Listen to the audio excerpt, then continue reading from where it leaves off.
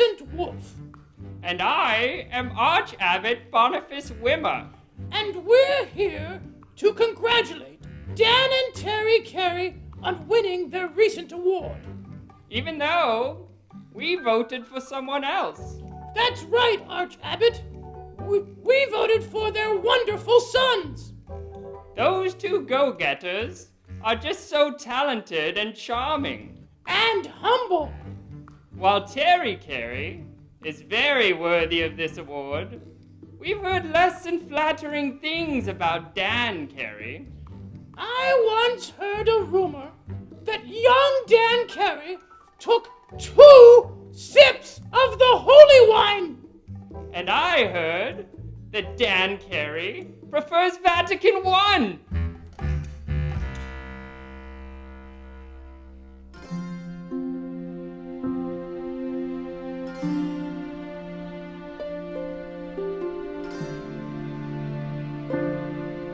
I first came to Benedict in the late summer of 1990, and the campus was in turmoil. Rumors were going around that the school was going to close. But when they brought Dan Carey in, it was a remarkable thing because he brought with him so much energy. He was what he would call a good fit for the college. Dan was brought in to revitalize the school. Not only revitalize it, but enhance the enrollment, build new buildings, and really improve this college. Terri embodies the Benedictine philosophy of hospitality.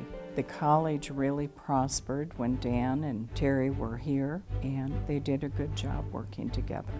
He really took the approach that if we're going to make this school great again, we really had to improve the facilities. Dan, with his positive enthusiasm, really brought Benedictine College back to life.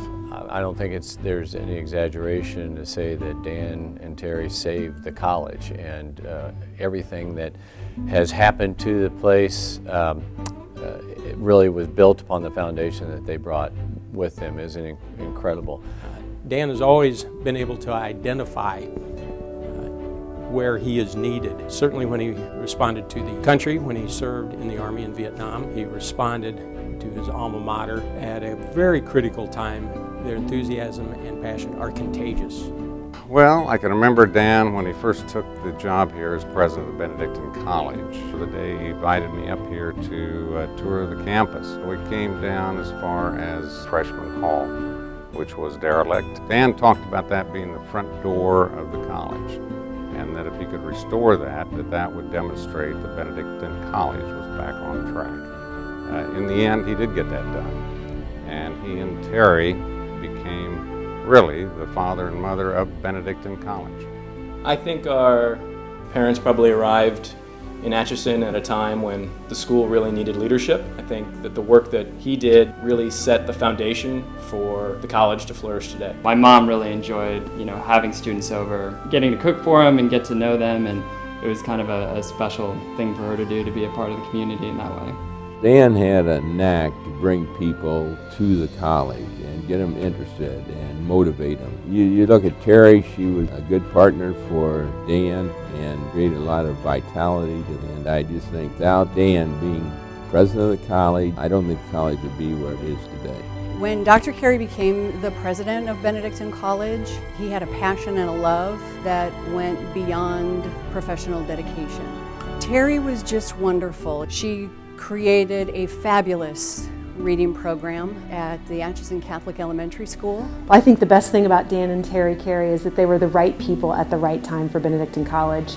He was able to bring back key influencers in the community who had a tie to Benedictine and let them use their talents during his tenure at Benedictine to see the growth that we've seen today. They're just really fun people. They have a great zest for life, and they did have a pretty big impact on Atchison. I doubt the college would be where it is now if it hadn't been for Dan and Terri.